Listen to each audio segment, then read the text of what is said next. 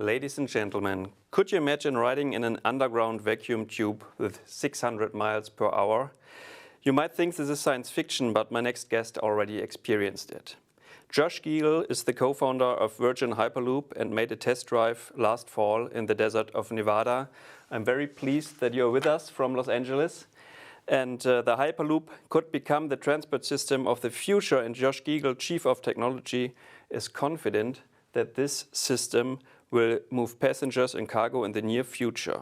If you want to ask him any question, don't hesitate to do so via Slido. I'm happy to ask the questions then. And now I want to introduce myself. I'm Claas Tatje, editor at die ZEIT and covering mobilities. And I'm going to show you now the very first ride that was made in the Hyperloop. Capcom, you are a go for launch countdown. Pegasus, this is Capcom. Prepare for launch in 10, 9, 8, 7, 6, 5, 4, 3, 2, 1, launch.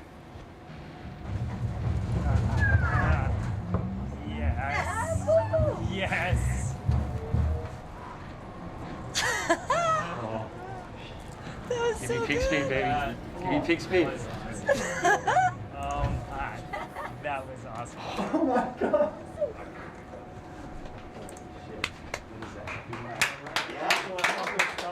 Capcom, please check on the occupants. Sorry, you okay? What's the speed? I'm doing great. Josh? Amazing. All Glad right. to hear it.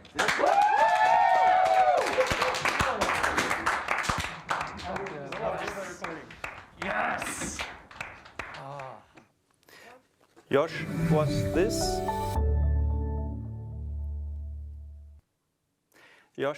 this the distance from LA to San Francisco?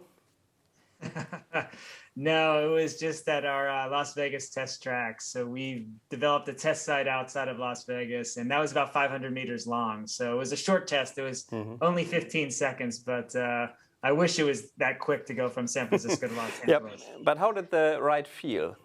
How do you experience it compared to a train drive? It was very different. It's much smoother than you would think. We developed a magnetic levitation system. We are riding on maglev for this particular test that we did and for all of the systems that we have going forward. But you saw us at the beginning, we accelerated. You saw us get pushed back into our seats. This was a little bit harder than you would actually experience during our commercial system. So to give you an idea, we had a 2-passenger pod. We're going to a 28-passenger pod. That's what we'll be building over the course of the next couple of years. But this test that we did was about 0.6 or 0.7 Gs. That's about like if you step on the gas really hard in a sports car. The actual system will be about 0.2 Gs, and that's similar to what you'd feel at an aircraft at takeoff. Then once you get up to speed, there's no turbulence. Basically, it's as smooth as you could possibly imagine. You won't spill your cup of coffee or anything like that. And this particular test was short. It was about 15 seconds. So we accelerated a little bit harder, got up to about 170, 180 kilometers an hour, and then ultimately came to a stop pretty fast as well. So it was testing that we could actually do this safely. Mm-hmm. But how many sleepless nights did you have to get that far with the company? So we started the company in November of 2014, and it's been a journey, an exciting journey of developing new technology. And I'll say 2020 was really an interesting year, I think, not only for us, but for the world, right? So we were trying to do this in the midst of a pandemic, learning how to work with social distancing, with masks on, and making sure that our employees were safe as we did that. But really trying to give this beacon of hope that you can still do things in a kind of a dark time and the like. And I'll say the ups and downs of 2020 were like, are we going to be able to get back on site? When are we going to be able to get back on site? And those caused a bit of sleepless nights here and there. But the build up the night before, I mean, I was about as excited as an 8-year-old on Christmas morning. I mean, it was this kind of culmination of the last number of years, the work that the team had done and everything to get us to that point. And it was more giddy and excitement than anything else. And that was just even before we got into the vehicle. So it was everything I could imagine it would be. Mm. Have you always been crazy about stuff like this? What did you get for Christmas as an 8-year-old? Was it rockets or? So I'm a son of two engineers, and my wife's an engineer. My sister's husband is an engineer. So we've done pretty much every dorky thing that you could do growing up. We would go to national labs and air and space museums and get tools for Christmas as a teenager, and I get Legos as a young guy. And I think all of those things really gave me the curiosity of building things, of exploring the art of the possible. And so after I went to school, just becoming an engineer was very natural for me, and then after grad school, I started my career at SpaceX, building rockets, a little over 12 years ago. And that really gave me that formative experience that I like building new technology. I like building kind of disruptive new ideas. And then this idea that we could build a new form of transportation that's sustainable, that's high speed, and that no one's really imagined before. That became like really exciting. And the fact that it's going to be around long after we're gone, that legacy aspect, that's really, really exciting as well. Mm-hmm. What role did Elon Musk play in all this?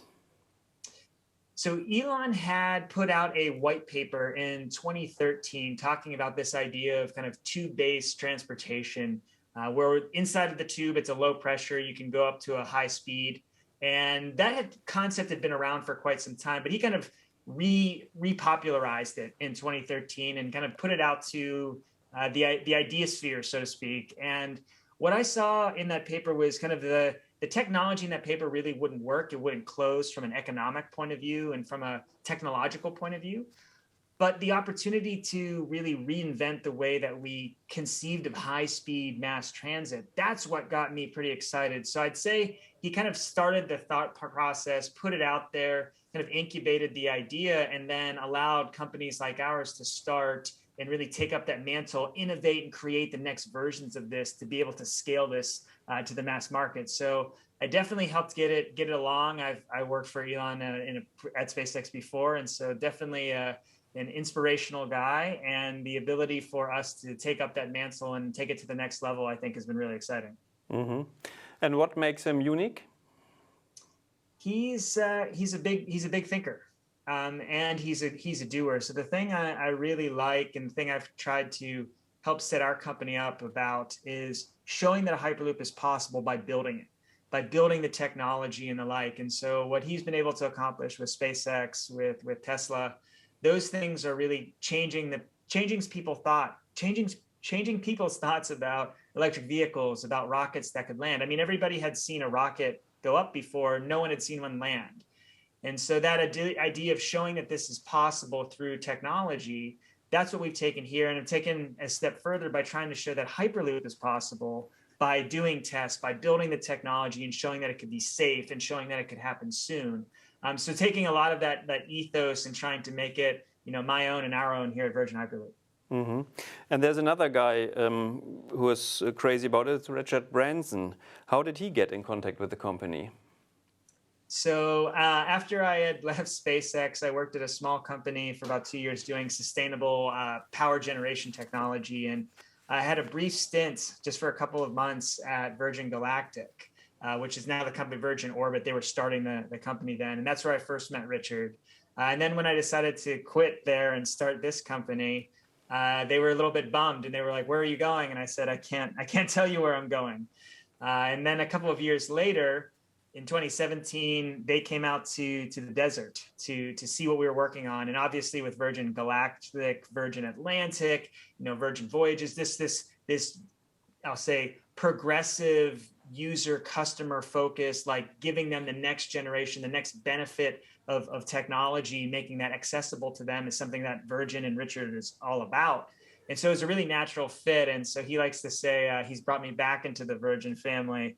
But that was about 4 years ago that they became an investor and a partner with ours, and really helped us understand what it means to operate a system, from all of the different, I'll say, trains or planes or spaceships that they've operated. It really helped us refine our thought process as we went through the design. Mm-hmm. We have seen concepts for magnetic trains in Germany since the 80s. I don't know if you ever saw them, but it wasn't worth the investment since trains haven't been much slower than the magnetic trains. Why do you think your concept is more than a study and more than a test field? It's a great question. We've seen maglev, as early as some of the stuff that the Japanese were doing in the 60s and 70s, and then the Germans with the transrapide system. The technology has just evolved so immensely in the last 15 to 20 years. And to give you an idea, our system is a battery-powered electric autonomous vehicle that sits inside of a tube. And so a couple of the things that we're able to do is inside that tube, we take out most of the air that allows us to go the speed of an aircraft, 600 miles an hour, 1,000 kilometers an hour for a fraction of the energy consumption. And then what we've been able to do, because batteries have gotten more efficient, more lightweight, because these power electronics, which are the things that take the energy from batteries and distribute it, they've gotten a lot smaller. Computers have gotten faster. Control techniques, sensor fusion, all of these different aspects have allowed us to put everything onto the vehicle. And then being inside the tube, we're taking less right of way, we're taking less land, we can climb steeper hills, we can do a lot of different things than what maglev could do, even 10, 20 years ago. But even ourselves, over the last 5 or 6 years, we've evolved from having trackside or power on the track to give us our propulsion to being able to miniaturize everything and put it on the vehicle. So we're sitting in this really unique period of time now where the technology has evolved to the spot where you're able to put everything onto the vehicle to reduce the cost. And that's really a key aspect of our system. It's a smart pod in a dumb road, or in our case, it's a smart pod in a dumb tube. And so just like a car can go on a road anywhere in the world, a pod can go in a tube. And that gives us the ability to upgrade in 10 or 20 years with the technology that comes by just implementing it in the pod without having to change the road at all. And that's one of the biggest differences between the maglevs of the 1980s and before and today. And that's what we think we can do here. And then being in the tube means it's less disturbance to people around. We can fit onto more right-of-ways. It's just a lot more flexible in the system. Mm-hmm. How can we imagine your daily job as a chief technology officer? I can't imagine you do 9 to 5. No, I like to say that you can't really change the world on 40 hours a week. It's really a life's calling, right? And I mean, I love, pretty much every minute of every day, and it varies. So we have some days where I'm at the test site in Las Vegas. We're looking at what's going on with the various test programs that we have going on.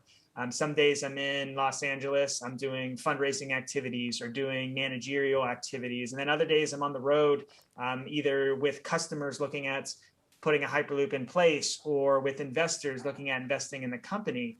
And it's really diverse. It changes kind of week to week, month to month about what we're focusing in on. And then there's the excitement of really just being an engineer and doing something new, walking around the office and seeing what so-and-so might be working on, or what the new employee might be working on, what new ideas they have, and really trying to harness what people are working on to be working in the right direction and making sure that that's clear. And so it is interesting, right? There's not really a precedent in terms of a Hyperloop that we can look at and draw upon for inspiration. We're having to create it as we go. So it's kind of like musicians creating new music, right? It's this beautiful spot of expertise, of skill, of competence, but also inspiration, of creativity, of making sure that like the best ideas are getting incorporated, and it's never too late for a good idea, and trying to make sure that we can get them seamlessly into our technology and galvanize people to work. And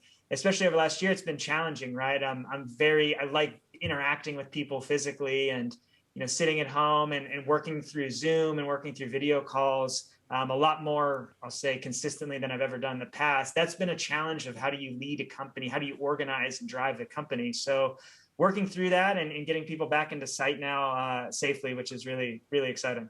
Mm-hmm. And did the life change during the last weeks in that way, that you can do more meetings now? Yeah, so we're starting to, in the US, the vaccinations are going pretty well.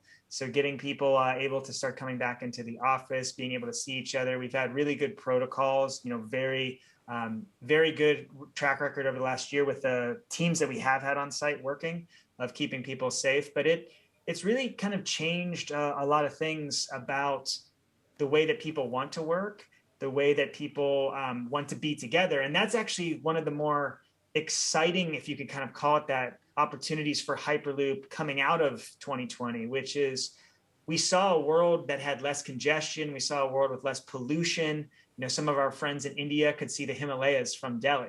That's something they hadn't seen for years. And we're starting to see this really big push. And I'm so excited about it for the sustainable aspect of transport. We're seeing places like France and start to consider banning short haul flights, pushing people onto more sustainable modes of transport. And Hyperloop is doing that. It's sustainable without having to sacrifice the time or the speed of what you're doing. So when you start to see people investing here in the US, they're talking about build back better under the Biden administration. What are we going to invest in for infrastructure, not just for 2021, but for the next 100 years? Because the infrastructure we've had to date, we've seen its limitations. We've seen the emissions that come from it. We've seen the congestion. What are we going to do for that next stage? What technologies are we going to invest in? And I always knew there would kind of be this push. I mean, I'm really passionate about sustainable technology development, especially things that can make the planet better for my little two-year-old son as we go forward. But like the fact that you're starting to see governments really push on this and people actually start to make changes, I think it's setting ourselves up to be one of those companies that could be providing clean, electric, autonomous transport for the future. And that's the part that I think is maybe a silver lining in all of this gray is that there's been a real push for sustainability in transport. And I think Hyperloop is one of the key technologies for that in the future. Mm. And in what way is your system more sustainable than, say, electric cars? So we're tackling a slightly different challenge in electric cars. So the beauty is that we share the same kind of infrastructure, so an electric infrastructure, but we're taking people at the speed of an aircraft and doing that in a mass way. So let me give you an example. A single lane highway is moving about 4,000 passengers per hour. A single way Hyperloop tube could move about 50,000 passengers per hour. And so you're starting to look at a 20 to 30 lane highway equivalent capacity in the space of really just two tubes. So you can have a huge amount of flow through it. You're doing that inside of a vacuum tube or close to vacuum tube. And that would mean that we're using a fraction of the energy. So we're going the speed of an aircraft for about 10 times less energy than an aircraft without having to wait, without having to taxi. And more importantly, you're doing that basically at the same type of energy consumption as a car per passenger, but you're doing it so much faster. So you're giving an electric vehicle, I should say.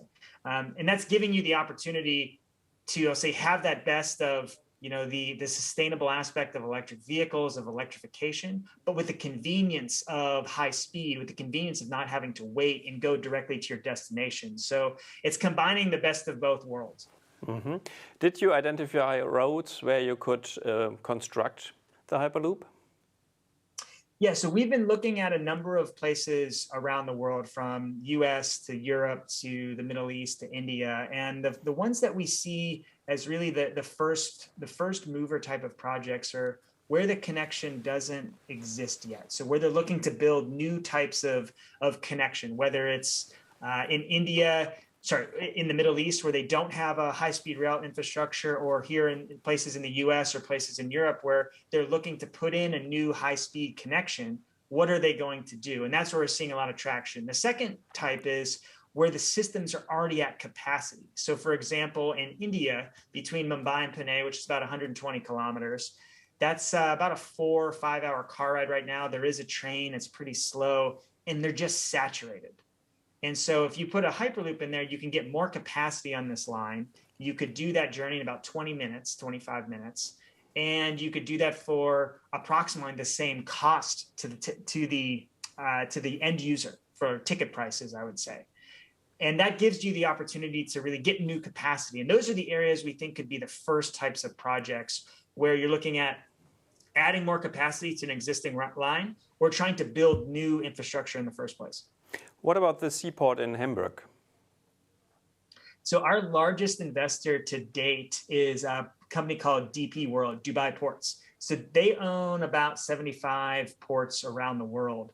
And the chairman there, Sultan bin Sulayem, who's also our chairman, is passionate about what Hyperloop can do for the cargo case, for the logistics case. And so we've been looking at port solutions for some of their ports around around the world. And unfortunately, Hamburg is not one of their ports. But the opportunity exists for us to really transform the way that goods are taken off of ships, the way that they get to inland depots, inland facilities, both for logistics, but also for increased speed. Ultimately, we see a network that is moving passengers and cargo, on-demand, high-value cargo that is moving at the speed of flight for basically the cost of an autonomous truck. And that's really the opportunity that we see with cargo being integrated into the same system. So you're able to, this two direction or two tubes that you have, you're able to get a lot of volume flow of things, people, and that way it can amortize the cost of the total system. Mm-hmm. Someone asks, Markus Schichtel asks, could you give us an idea about energy consumption compared to 2 liters of kerosene per passenger per 100 kilometers of flight? So to give you a sense, I don't have the quick metrics on liters of kerosene for flight, but I can give you, we're sitting around about 60 to 80 watt hours per passenger kilometer. That is substantially less than air travel. And then the way that that's actually coming from an emission standpoint, the fact that that's electric means that we can end up either generating that fully from renewables or in a much more efficient sense than the efficiency of a conventional jet aircraft engine. So I don't have the conversion over to petrol or to kerosene, but at the same time, we know just the physics. We're going at the same speed, but we're basically going inside of a tube that has about 1,000 times or about 500 times less dense air inside of it. And that gives us a much reduced drag in energy consumption. Mm-hmm. If you build a tunnel system from LA to San Francisco, do you have any idea how expensive that would be? I don't have a specific number for that particular route, but it's about 600 or 700 kilometers between the two. So we would look at doing 2 parts for our system. So one of the advantages is we're in a tube the whole way, whether above ground or below ground, and the aspects of our system are really different. So because there's a low pressure in the tube, we can have much smaller tunnels than a high-speed rail. We can climb much steeper grades. We can go up to 10% grades, which is much steeper than a rail can do. Because we're in a tube, we can take tighter turns, we can bank tighter, and we take a smaller footprint. So all of those things actually drive down the cost of acquiring the land. They give us more flexibility to get the right of way. And then finally, when you get into those final stations, we have smaller stations, or what we call portals. That means the expensive parts of getting into the cities, the real estate you would need for them is quite a bit less. I mean, for that kind of route, you're definitely talking into the billions of dollars for sure. And then it ends up depending upon how you want to go. So. Does Richard Branson know this? Yes, he does. Yes, he does. Well, he said once, if you are a billionaire and you, or if you want to become a millionaire, you have to be a billionaire and buy an airline. So maybe this is one opportunity for him to become a millionaire. I think it's an opportunity for him to become quite more than a millionaire. But I've heard the expression. It used to be in aerospace. How do you become a millionaire in aerospace or in rocketry? And it was start out a billionaire. But I think that's changed quite a bit, with the way that technology has been able to be incorporated as we go forward. So I think the opportunity here really is you're looking at mass transportation. You're looking at moving, hundreds of millions of people per year. You're looking at transforming the way that they live. We've got some people that have grown up in India, grown up in Mumbai, or grown up in Pune, and actually their parents worked in one place or the other. And the part that I talked with Richard about that he really enjoys is this thought that, one of our guys' parents who wouldn't see his son the whole week could now come home every single night. And Richard and Virgin are so much about connectivity, about improving the lives of people, making just life more enjoyable, that aspect really grabbed him in, that like, oh, wow, you could just transform the way that people live. Mm-hmm. But doesn't you create a demand that wasn't there so far, which isn't too sustainable? That's a great question. So you are looking at connecting people on routes with a faster form of connection, So if let's take that Mumbai to Pune route, right? So there's already people driving on the highway. There's already people that are taking the train. What we're doing is kind of pushing them onto a system that gives them more convenience, but we're doing that in a fraction of the energy consumption of the other modes, right? And so that gives even if you had 100% mode shift onto ours, you're going to be better off because it's less total energy consumption than a lot of the other modes are. And then, yes, there will always be more demand for travel. And so that's actually a key aspect of the system here is, as you know, more people are going to ride a system. You want them to ride the most energy efficient system because largely speaking, those people are going to want to travel. And we just want to do it in a way that doesn't destroy the planet around us. And I think that's such a key point here is that the responsibility of an engineer is to let people live the way they want to live, but give them opportunities they never thought possible. But most importantly, not destroy the world around us by doing it. And so that's what we're trying to do here is give people the option that they can get what they want. They can have something better than they currently have that's actually causing less environmental damage than the modes they're currently on. And that's the goal of, I think, any engineer, certainly the goal of mine, and that's what we're trying to do here. Mm-hmm. What are the obstacles? Are there any? Definitely. It's a new technology, right? How do you get somebody onto something new? So we did you saw the video at the beginning, the passenger test. We wanted to show that the system was safe. So that was a big question. Number one question we got, is the system safe for people? And we've knocked that one down with the test that we did about 6 months ago. That yes, it is safe. I've ridden on a Hyperloop. I want you to ride on one too. And the other ones that are big are getting the funding. You know, this is a technology development. It will take time. It's a different type of capital. It's a patient capital. Looking at, you know, things like Tesla, things like SpaceX, those have been around for almost 20 years. And they've taken 15 of those years to get to some of the points that we've seen. So it's a different type of thing than an app or a piece of software. This is physical infrastructure, physical hardware. So you need that patient capital, and then you need governments to be supportive of in creating regulatory environments. And we're seeing that in the US, we're seeing that in Europe, the Middle East and India, that people are really taking notice. I testified at a transportation infrastructure hearing with the likes of Amtrak and high-speed rail proponents in the US just 2 weeks ago. And 6 years ago, we were in a garage. Mm-hmm. And so that's the level of seriousness, the level of innovation that the governments are taking on as we go forward. Mm-hmm.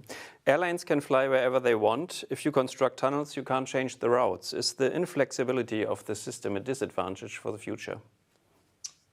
It shows that it's part of a larger ecosystem, but there's always going to be a need for ground-based transportation and more efficient ground-based transportation. And so as you look forward, you know, when you're looking at either building new roads, you're looking at building new links.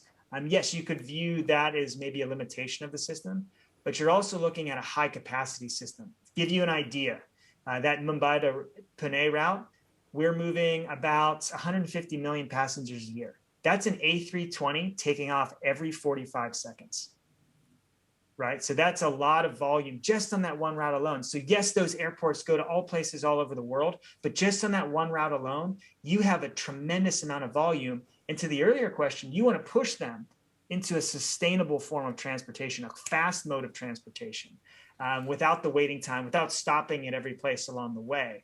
And that's what I think we're going to be able to do. So it does require that there are still airplanes. It does require that there are, you know, autonomous vehicles, last mile solutions, electric vertical takeoff and landing. All of those things are part of the transportation infrastructure network of the future. And we're just offering a piece of that big puzzle for us. Unfortunately, we are running out of time. So my final question is, what are the next milestones you're going to achieve? Or maybe just one for 2021? So we've taken that 2-passenger vehicle. We're moving to basically the development of the commercial vehicle, which is a 28-passenger vehicle. We're going through the testing of that over the rest of this year, the integration of that, I should say. And then we'll be moving into the test phase of that over the course of the next year to two. And that's really where we're going to go from something that is a prototype showing the concept can work to something that you're going to see that we're all going to be able to ride. Mm-hmm. And one very last. Millions of viewers might think, who is the guitar player in the background? The guitar player, this one is Stevie Ray Vaughan. I'm happy that I didn't say something because it would have been the wrong one. Thank you so much, Josh, and thank you all for listening and watching. You might think this was the highlight of the day, and I think it was, but the best is yet to come. Marc Brost and Ileana Grabitz will present their live podcast Das Politikteil in about 15 minutes. They have a very special interview partner today, best-selling author Frank Schätzing. Enjoy.